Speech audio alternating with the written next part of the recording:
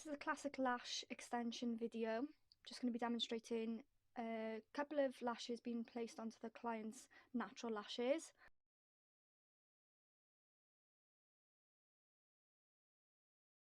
So I'm not going to be demonstrating the lash shampoo with the brush in this video. I want to save that for a different video where the lashes are just being infilled, and that's because I want to show you how much pressure I am actually putting onto the actual lash extensions when somebody comes in and they're having an infill put in. I want you to understand that you can apply quite a lot of pressure with the brush when cleansing, because the clients are going to be doing the same cleansing routine with the lash shampoo and the lash brush at home.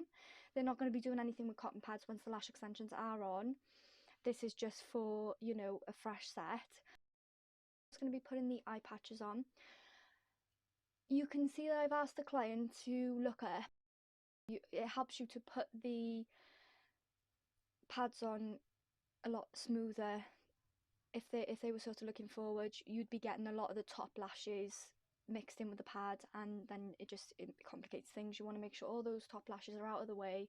You can put those pads on underneath, cover all of those bottom lashes, and then when you've put the pads on and they're in place and you've asked the client to close their eye over the pad, then you'll ask them to sort of, if it's comfortable, and you'll wiggle the pad at the end of for the end of the lashes, and this is to release any end lashes, because sometimes when you place them straight down you can grab those end lashes because the client's eye obviously doesn't open that wide, so you do pick up a few of the end lashes, and you do want to allow those free so that you can put lash extensions on them.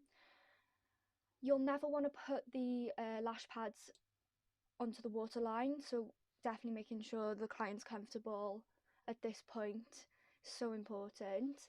Another step that I've skipped here, because again it wasn't really necessary for just this basic application of like just putting a few lashes on, but you can put tape, medical micropore tapes under the lashes as well. So on the pads you're going to rip a few strips of tape off and you're just going to place them across, and this is to ensure that if any lashes do come free, they've got that extra sort of barrier holding them down. And it's also because if lash extensions, when they've been placed on, sometimes they can stick to the pad, and this is fine. However, if they stick to the pad opposed to sticking to tape, they can be a little bit trickier to release. So next we're going to apply some tape to the top of the lid. This is because you want to be able to see that lash line. As we're lifting up, you can see the line of the lashes, so you can see that they're being almost stretched, and this allows for you to get all the lashes, because the lashes are growing in layers. There's quite a few layers of lashes there, so you can place a lash extension on each layer because it's being revealed by that lifting technique. And you can also use this technique by placing the tape on the close to the inner corners and pulling sort of towards the end of the eye as well, and this will separate the lashes in line too. So now I'm going to start applying the lashes. I'm going to take one pair of tweezers. It's personal preference, so have a go with a few different styles of tweezers and see what you prefer. I prefer these sort of downward shaped tweezers. This way I feel like I've got more control, and I've got this set of tweezers in my least dominant hand, so I'm using this set to separate the lashes so that I can apply a lash extension with my other hand with a different set of tweezers.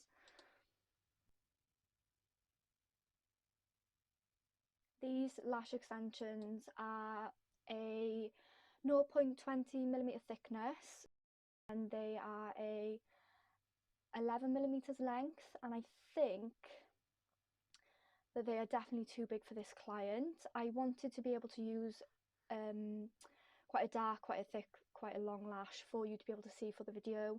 Again, this is the reason why we're not doing a full set, because with the recording I wanted you to really see clearly with really big lashes, place them on and sort of take them on off afterwards as well.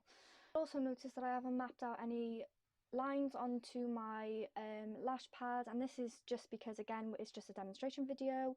I am looking to do videos on each separate thing, so one video for cleansing, one video for mapping, one video talking about like different lashes and different types of lashes. So you can also see that I'm being very specific, making sure that I've only got one lash revealed before I place my lash extension on, and this is because I don't want any small baby hairs to be sticking to the same extension. This can mean that when the natural hair is growing out with the lash extension on it, the baby hair can be pulled out. See me doing this back and forth motion, and this is basically me coating the lash. So when you have some glue on your lash, if you've got too much, you can always wipe it off onto your pad. You know, just dab it off a little bit and then recoat the lash. So you're coating the lash and then you're placing it right at the root, leaving a small gap between the lash extension and the skin. Obviously, you don't want it too close, you don't want it touching the skin. You can see with this lash extension it's falling to the side, and that is happening because these lashes are too long for this client. And it is a good way to say whether those lashes are going to be too heavy or not. You can always do this sort of, you know, if you've got a client and you're not too sure and you might think, oh, okay, these lashes should be fine. You can look at the smallest lashes on the natural eyelashes and place the smallest lash extension on that you were thinking of using, and then see if that's going to be too heavy, and then that gives you a good indication of whether, you know, whether you can use those lashes or not, or whether it's dropping and drooping and falling to the side and you should just, you know, go down in size.